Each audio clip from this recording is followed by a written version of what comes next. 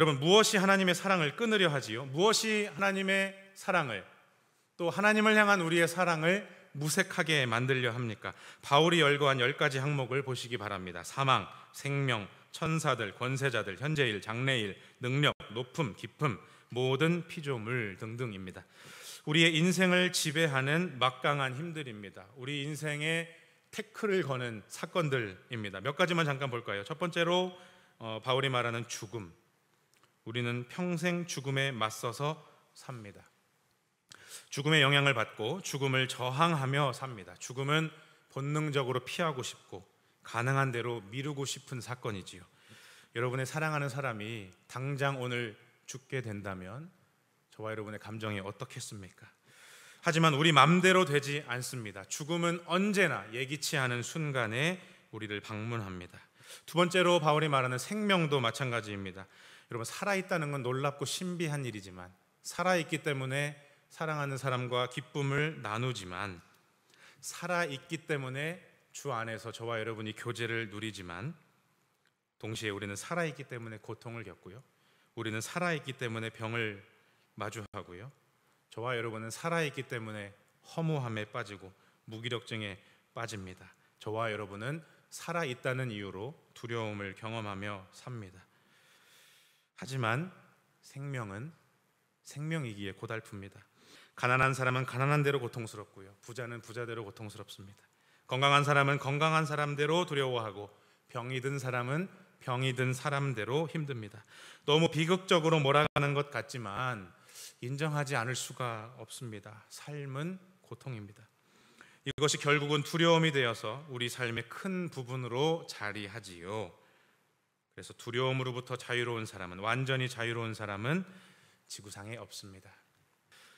하지만 바울은 분명하게 저와 여러분에게 선언하는 바는, 우리를 두렵게 하는 그 세상의 어떤 것들도 하나님의 사랑에서 저와 여러분을 끊어낼 수 없습니다. 거꾸로 생각하면, 하나님의 사랑에 연결되어 있기만 하면, 우리가 하나님의 사랑 받고 있다는 사실만으로 세상의 모든 것과 끊어져도 상관이 없다는 의미입니다. 여러분, 이 말에 아멘 하실 수 있겠습니까? 하나님의 사랑만으로 충분합니까? 다른 모든 것이 끊어져도, 여러분의 건강이, 여러분의 사랑하는 사람의 생명이, 여러분이 소중하게 여기는 그 모든 것을 하나님이 없어지게 놔두셔도 여러분, 하나님의 사랑만으로, 하나님이 주신 구원만으로 기뻐하실 수 있겠습니까?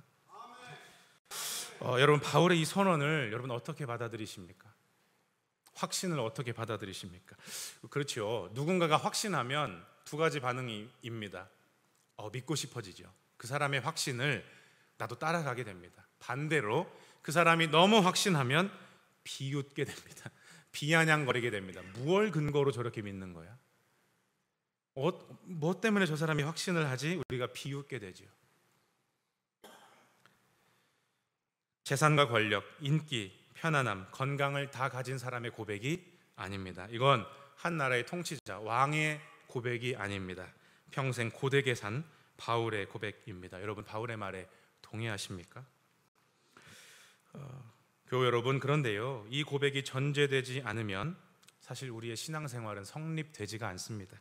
하나님의 사랑 외엔 그 무엇도 중요하지 않다, 이 고백이 없다면 저와 여러분의 믿음은 헛됩니다. 하나님의 사랑이라는 말을 우리는 귀가 따갑게 많이 자주 들었고 자주 사용해 왔습니다. 성경 곳곳에 이 표현이 나오고요, 수많은 설교 중에 등장하고, 저와 여러분의 말씀 묵상, 그 글에도 하나님의 사랑이 계속해서 등장합니다. 기도할 때도 하나님의 사랑이라는 표현을 우리가 쓰지요. 그래서 그게 무언지 우리는 잘 안다고 생각합니다.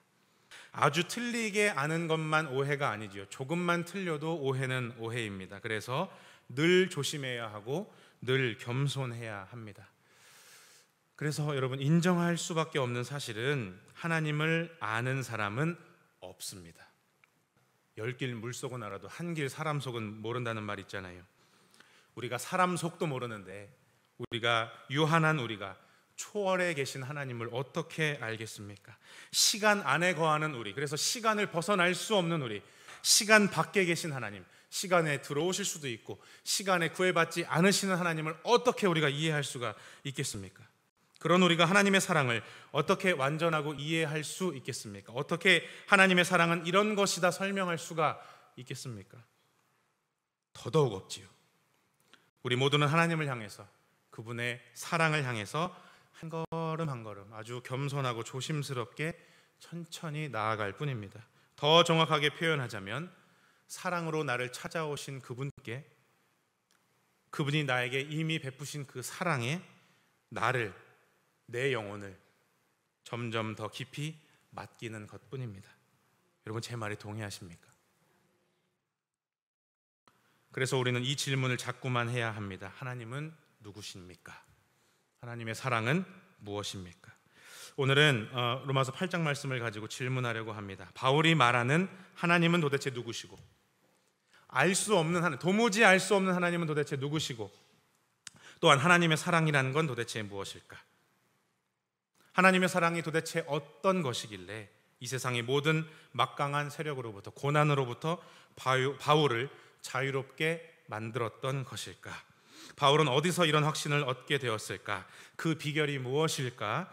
오늘 이 질문을 붙들고 말씀을 찬찬히 살펴보려고 합니다. 중요한 단서가 있는데요, 바울은 하나님의 사랑이라는 막연한 표현을 쓰지 않고 어떤 표현을 쓰죠? 예수 그리스도 안에 있는 하나님의 사랑, 이런 표현을 사용합니다. 그러니까 하나님의 사랑을 알려면 예수 그리스도를 알면 됩니다. 동의하시죠? 그분 안에 은혜와 진리가 충만하거든요. 하나님께서 예수님을 통해 당신의 사랑을 표현하셨거든요. 그러면 하나님의 사랑은 곧 예수님의 사랑입니다. 사랑은 구원이라는 말로 바꾸어도 무방하죠. 왜요? 예수님은 우리를 구원하시기 위해 사셨거든요. 사랑에서 구원하셨거든요. 바울은 로마서에서 밝히고 있습니다. 유대인들이 막연하게 생각했던 하나님, 유대인들이 막연한 개념으로 이해했던 하나님의 사랑을 바울은 구체적인 한 사람을 통해, 한 인물을 통해, 그리고 역사적으로 일어났던 그 사건을 통해서 설명하고 있습니다. 복음서도 동일하게 말하고 있는 바로 그 내용이지요. 그 시작은 예수 그리스도의 성육신입니다. 말씀이 육신이 되신 사건. 우리의 눈으로 볼 수 없는 어려운 말로 아까도 썼던 표현이지만 초월의 하나님, 초월적인 하나님, 역사 밖에 계신, 시간을 초월해 계신 하나님께서 우리의 눈으로 볼 수 있는 이 세계 안으로 들어오셨습니다. 역사로 들어오셨습니다. 성자 예수님으로 참 사람이 되셔서 사람의 탈을 쓰신 게 아니고요, 정말 사람으로 이 땅에 오셨습니다. 바울은 예수님의 성육신과 그분의 가르침과 하신 사역을 통해서, 그분의 십자가 죽음과 부활을 통해서 하나님의 사랑을 설명합니다. 하나님을 설명합니다. 하나님의 구원이 우리에게 임했다 외칩니다. 이제는 이렇게 말할 수 있죠. 이전에 율법을 추구하다가 봉착했던 막다른 길, 죄의 짐, 극심한 죄책감, 죄의식으로부터 자유로워졌으며, 더 나아가서 세상의 모든 악한 힘에도, 권세에도 굴복하지 않는다, 지배당하지 않게 되었다는 확신에 바울은 다다랐습니다. 그래서 바울은 확신한다고 말하고 있고, 자기 편지를 읽고 있는 성도들 모두가, 그리고 동일하게 저와 여러분도 그 확신을 갖기를 간절히 바라고 있습니다. 여러분, 저는 여러분이 이 확신을 갖게 되기를 간절히 소원합니다.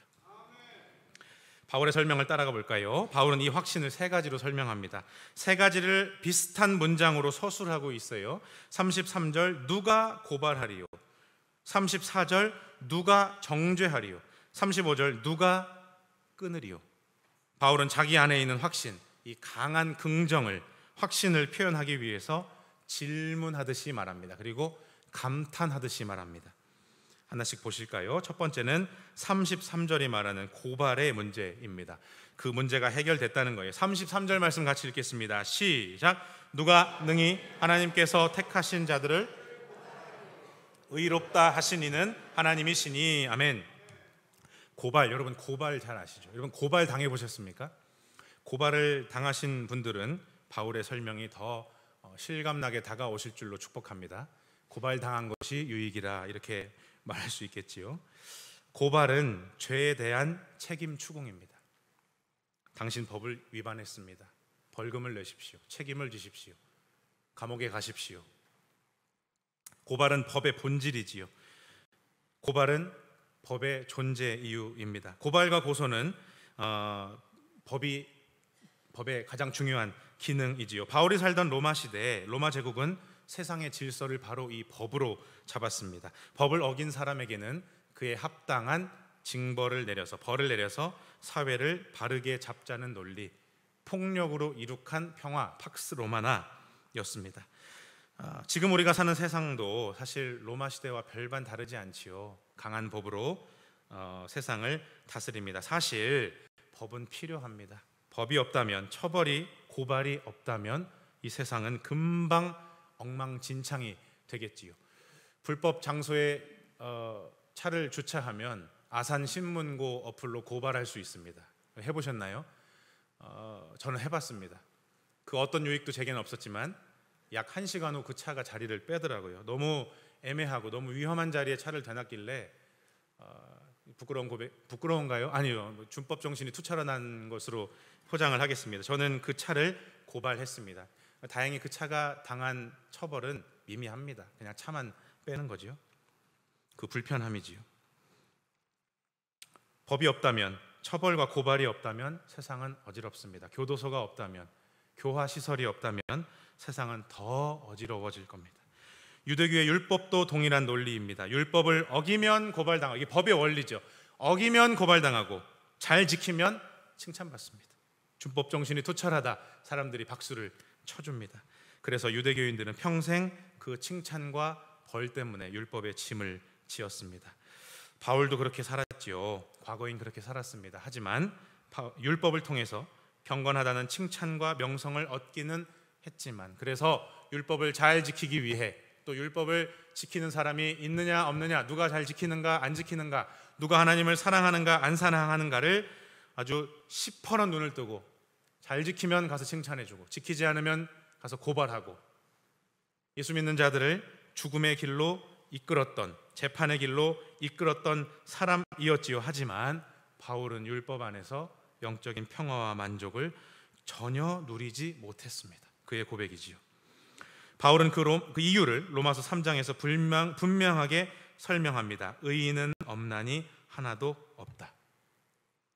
그러므로 율법의 행위로 그의 앞에 의롭다 하심을 얻을 육체가 없나니, 율법을 지킬 수 없다. 율법의 한계, 인간의 한계를 설명합니다. 여러분, 불가능한 것을 삶의 기준으로 삼으면 결국 삶은 파괴됩니다. 예를 들어서 전교 1등만 구원받는다 라는 논리가 여러분 교회에 있다고 생각해 보세요. 그 교회의 삶이, 신자의 삶이 정상이 되겠습니까? 전교 1등이 삶의 기준이다, 서울대 들어가는 것만이 삶의 기준이다 라고 생각하고 우리의 자녀들을 가둬놓고 공부시킨다고 생각해 보십시오. 그럼 그 자녀의 삶이 정상이 되겠습니까? 망가지겠지요. 이제 바울은 예수 그리스도의 공로로 우리가 더 이상 율법의 고발을 받지 않게 되었다는 사실을 깨닫습니다. 그래서 마귀도 사탄도 저와 여러분을 고발하지 못합니다. 아무리 뛰어난 검사라도, 아무리 뛰어난 경찰이라도 저와 여러분을 고발할 수 없습니다. 율법 준수, 율법 성취라는 사람의 행위가 아니라 예수님에 대한 믿음만이 하나님으로부터 의를 얻을 수 있는 유일한 길임을 바울은 깨닫습니다. 그래서 그 누구도 그리스도인을 고발할 수 없습니다. 하나님의 심판대 앞에 서도 저와 여러분은 그리스도의 공로로 걱정할 일이 없습니다. 무엇 때문에요? 그분의 사랑 덕분에요. 그래서 바울은, 율법의 짐을 지고 살았던 바울은, 율법을 지키기 위해서 정말 죽도록 충성하고 자기의 젊음을 다 바쳤던 바울은 이 모든 짐으로부터 자유함을 얻습니다. 여러분, 이 자유가 저와 여러분의 삶에 와닿습니까? 그래서 바울은 확신합니다. 하나님이 우리를 의롭다고 하셨는데 누가 우리를 고발할 수 있으리요? 진실로 아멘입니다. 두 번째는 34절이 말하는 정죄입니다. 34절 말씀 우리 한 번 더 크게 읽으실까요? 같이 읽겠습니다. 시작. 누가 정죄하리요? 그리스도 예수시니 그는 하나님 우편에 계신 자요 우리를 위하여 간구하시는 자신이라. 아멘. 고발과 정죄는 비슷하지만 좀 다릅니다. 고발은 죄를 캐묻는, 그래서 벌을 먹이고 비난하고 책임을 추궁하는 일이고, 정죄는 결론입니다. 정죄는 재판관이 피고인에게 선고를 내리듯 죄를 판결한다는 의미입니다. 너 죄인, 너 사형. 고발당하신 예수님은 재판관에게 정죄받으시고 십자가에서 죽으셨습니다. 수많은 모진 고통과 고난을 당하시고 핍박과 폭력을 당하시고 십자가에서 외롭게 비참하게 죽으셨습니다. 그래서 당연히 사람들은 예수님을 죄인이라고 불렀습니다. 죄인이니까 고발당했고 죄인이니까 정죄당했죠. 고린도전서 1장 23절에서 바울은 이렇게 말합니다. 그리스도의 십자가 사건이 유대인들에게는 거리낌의 대상이요 이방인에게는 미련한 것이다. 당시의 사람들의 이 인식을 아주 적확하게 표현하고 있습니다. 하지만 바울이 선포하는 것은, 바울은 어떻게 선포하냐면 십자가 죽음은 예수님에게 내려진 최종 판결이 아닙니다. 여러분, 예수님은 분명히 고난받고 비참하게 죽으셨습니다. 하나님의 버림을 받고 죽으셨습니다. 비참하게 돌아가셨습니다. 세상 그 누구의 죽음보다 비참하고 억울한 재판을 받고 가장 고통스러운 형벌로 돌아가셨습니다. 그래서 사람들은 예수님을 포기했습니다. 예수님을 따랐던 사람들도 예수님을 비판하기 시작했고요. 예수님을 죽기까지 따르겠다던 제자들, 베드로마저 예수님을 포기했습니다. 그게 예수님에게 내려진 판결이니까요. 그게 최종 판결인 줄 알았으니까요. 그런데 바울이 놀라운 고백, 복음서가 놀라운 고백을 합니다. 하나님께서 예수님을 죽은 자 가운데서 살리셨답니다. 그러면 예수님이 당한 사형 재판은 최종 판결인가요? 아닌가요? 아닙니다. 예수님이 당한 판결은 최종 판결이 아닙니다.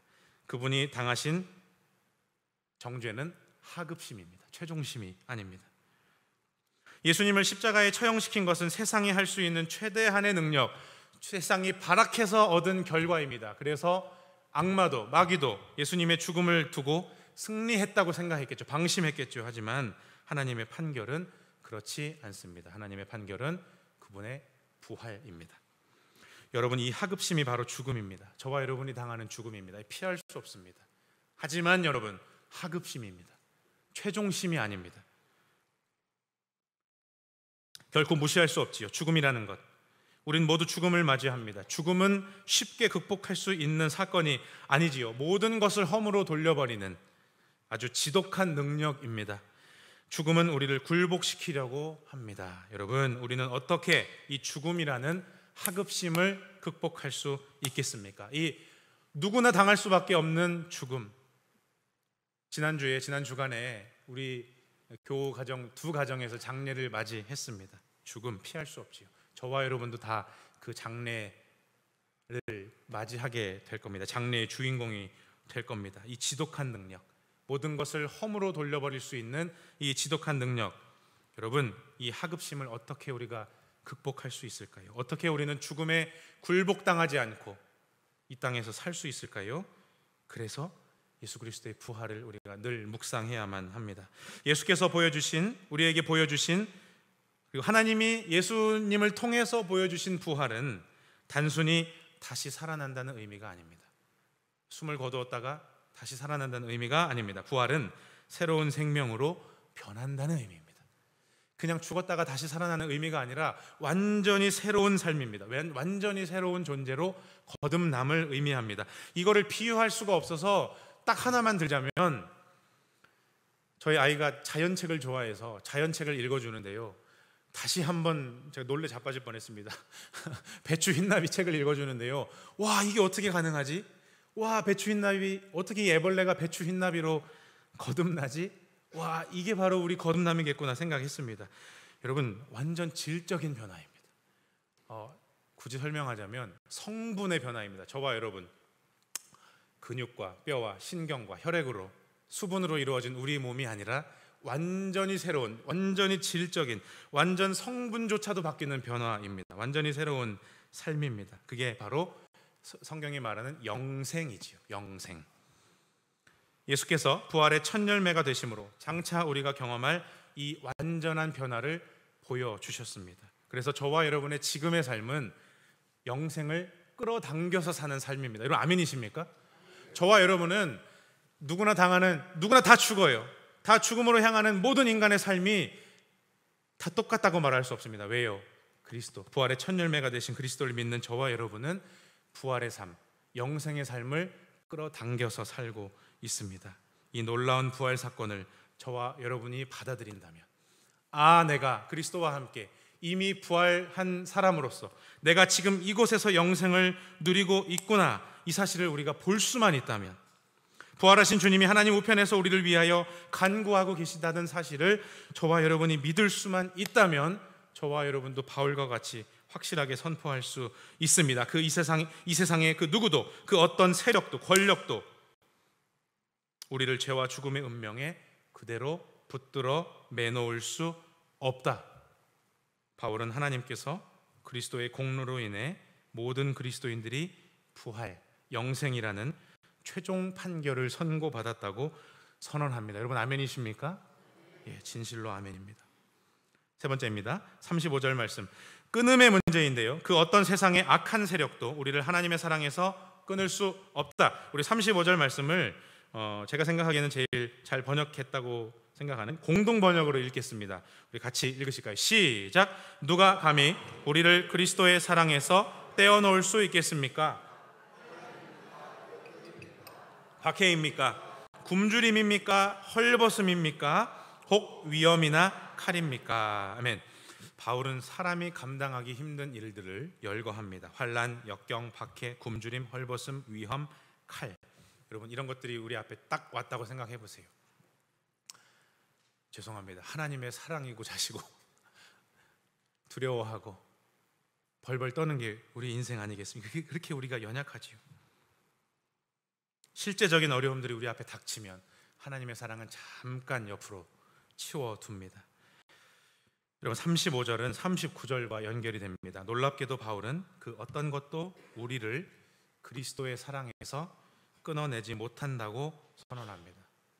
여러분 그 비결을 이미 제가 말씀드렸습니다. 그리스도 예수 안에 발견한 그것, 그 사건, 하나님의 구원 사건, 하나님의 사랑.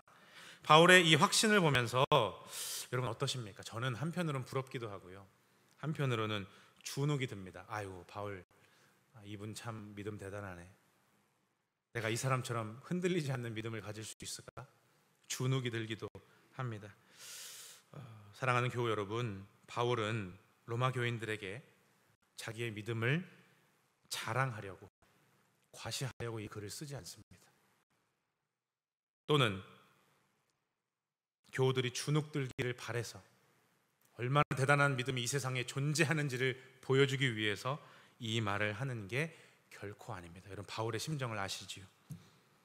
당시 바울을 비롯한 로마 교우들에게는 우리의 신앙을, 그들의 신앙을 위협할 만한, 충분히 위협이 될 만한 고난들이 이어졌습니다. 아까 말씀드렸죠. 팍스 로마나, 로마 시대에는 로마의 법이 황제의 말이 법이고 황제의 말을 벗어나면 죽음입니다. 그런데도 그리스도인들은 그리스도를 주님이라고 불렀습니다. 여러분 이게 얼마나 무서운 일인지 우리는 모릅니다. 근데 그 당시에는 황제가 아니라 그리스도를 주님이라고 부르는 것, 죽기에 딱 좋은 이유입니다. 여러분 바울이 동병상련의 마음으로 이 편지를 쓰고 있습니다. 8장 18절에서 바울이 이렇게 말합니다. 교우들에게 이 말을 하고 싶은 거예요. 부디 이 말씀이 저와 여러분에게도 위로와 힘이 되기를 간절히 비는데요. 18절 말씀 같이 읽겠습니다. 시작. 생각하건대 현재의 고난은 장차 우리에게 나타날 영광과 비교할 수 없도다. 아멘. 여러분이 당하시는 어려움이, 여러분이 마주하시는 삶의 고난이 가볍다는 의미가 아닙니다. 여러분 제가 이 말씀을 인용하는 것은, 이 말씀을 지금 이 타이밍에 제시하는 것은 여러분의 고난이 아무것도 아니라는 의미가 결코 아닙니다. 그것 때문에 약해질 믿음이면 애당초 시작을 마십시오. 그만두십시오. 그런 믿음이라면 여러분 그만두십시오라고 윽박지르고 싶은 마음도 없습니다. 이 말씀이 저와 여러분에게 능력이 되기를, 소망이 되기를 간절히 바랍니다. 이 바울의 말을 좀 더 따라가 보실까요? 바울도, 초기 교회 성도들도 두 가지 사태를 마주하고 있습니다. 첫 번째는 현재 당하는 고난이요, 다른 하나는 미래에 마주할 영광입니다. 이 두 가지를 다 바울은 인정하고 있어요. 고난도 분명하고 영광도 분명합니다. 여러분, 이런 말씀을 드리는 게 참 속상하지만 목회자로서 정직하게 말씀드릴 수밖에 없습니다. 기독교인은 현재의 고난을 피할 수 없습니다. 고난은 저와 여러분, 잘 믿는다고 저와 여러분을 비켜가지 않습니다. 여러분, 누군가 어려움을 당했습니다. 예기치 않은 질병에 노출이 됐습니다. 여러분, 믿음 없다고 함부로 판단하지 마십시오. 기도하지 않아서 그 일을 겪었다고 말하지 마십시오. 여러분, 저와 여러분이 아무리 잘 믿어도 현재의 고난은 피할 수 없습니다. 바울을 보세요. 여러분, 바울만큼 예수 잘 믿은 사람이 어디 있습니까? 바울만큼 예수를 위해서 애쓴 사람이 어디 있습니까? 근데 바울이 고난을 당하잖아요. 고난이 분명하다고 말하잖아요. 저와 여러분은 동일하게 병들고, 우리도 사고를 내고 사고를 당하고, 저와 여러분의 삶에, 저와 여러분의 사랑하는 부모에게, 자녀에게 어려운 일은 반드시 일어납니다. 일어날 수 있습니다. 세상 곳곳에서 슬프고 난폭한 소식이 들립니다. 우리의 마음을 아프게 합니다. 차라리 귀를 닫고 인터넷도 스마트폰도 다 그냥 꺼버리고 다 끊어버리고 산에 들어가서 살고 싶습니다. 그냥 안식을 누리고 싶습니다. 세상에 탄식하는 소리가 들립니다. 성령께서도 탄식하십니다. 오히려 예수 믿기 때문에 더 혼란스럽고 참아야 하고 견뎌야만 합니다. 믿음 때문에 때로는 고난을 겪습니다. 여러분, 주의 말씀대로 주님을 따르는 길은 십자가의 길입니다. 고난의 길입니다. 우리가 속된 말로 우리끼리 말씀이지만 안 믿었으면 이런 고난 안 겪었겠죠. 예수께서 제자들에게 당신이 당할 고난, 십자가의 죽음을 예고하십니다. 제자들이 동요합니다. 당연하죠.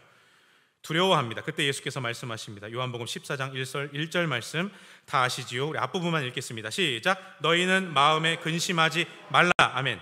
근심하고 있음을 아십니다. 제자들이 근심하고 있음을 누구보다 잘 알고 계세요. 그분도 사람으로 오셨거든요. 예수님은 제자들의 근심을 나무라지 않으십니다. 인정하십니다. 이어서 근심하지 않아도 되는 이유를 말씀하십니다. 2절 말씀 우리 힘차게 같이 읽겠습니다. 시작. 내 아버지 집에 거할 곳이 많도다. 그렇지 않으면 너희에게 일렀으리라. 내가 너희를 위하여 거처를 예비하러 가노니. 아멘. 주님의 말씀과 바울의 말을 연결시켜 보시기 바랍니다. 주님이 당하신 고난은 장차 맞이할 영광을 위해 꼭 필요한 과정이었습니다. 여러분, 저와 여러분이 지금 당하는 현재의 고난도 역시 장차 당할 영광을 위해 꼭 거쳐야만 하는 과정입니다. 인정하기 싫어도 인정할 수밖에 없어요. 가끔은 가야 할 길을 잃은 것만 같은 순간이 있습니다. 갑작스러운 어려움을 만났을 때, 일이 예상 밖으로 흘러갈 때, 불확실한 미래 앞에서 우리는 근심합니다. 두려워합니다. 저와 여러분의 가장 큰 적은 두려움입니다. 하지만 예수께서 그런 우리에게 전해주시는 기쁜 소식은 우리를 근심으로부터 자유롭게 합니다. 뭐지요? 갈 곳 없는 인생에 장차 갈 곳이 있다고 말씀하십니다. 모두가 죽는다는 이 허무함 앞에서, 장례식 앞에서 영원히 거할 영광스러운 천국이 있다고 말씀하십니다.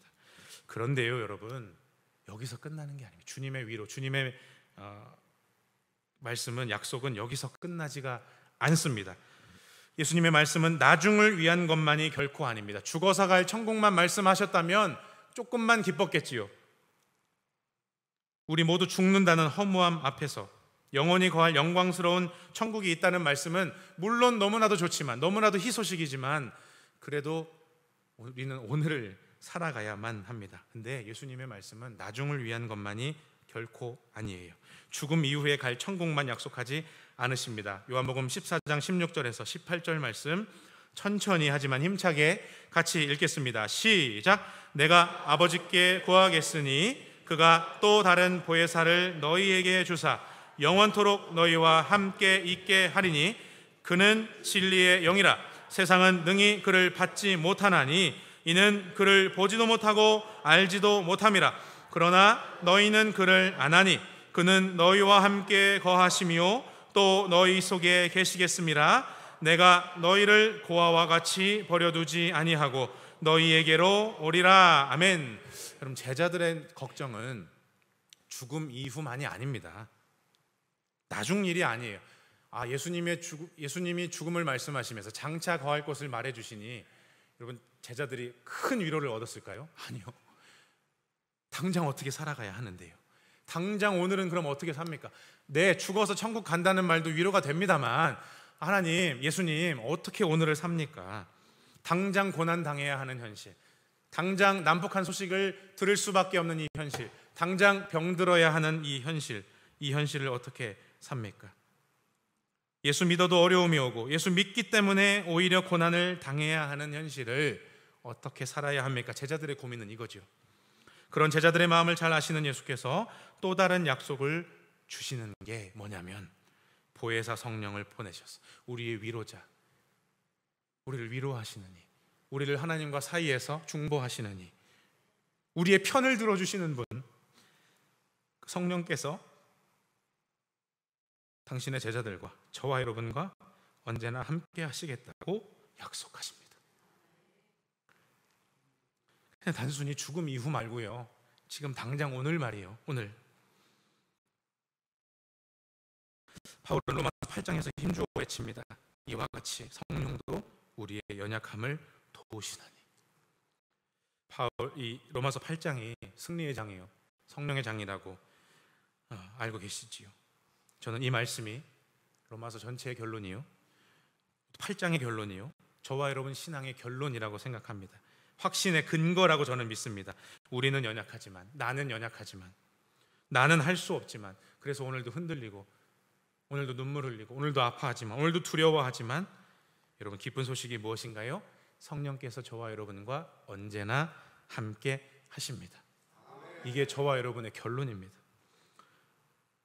성령께서 언제나 우리와 함께 하신다고, 언제나 아예 그냥 우리 안에 들어와 사신다고 바울은 확신하고 있습니다. 그래서 여러분, 사랑하는 교우 여러분, 주의 약속을 근거로, 그리고 바울의 말씀을 근거로, 이 확신을 근거로 저도 여러분에게 이렇게 확실하게 말씀드릴 수 있겠습니다. 하나님은 저와 여러분을 사랑하십니다.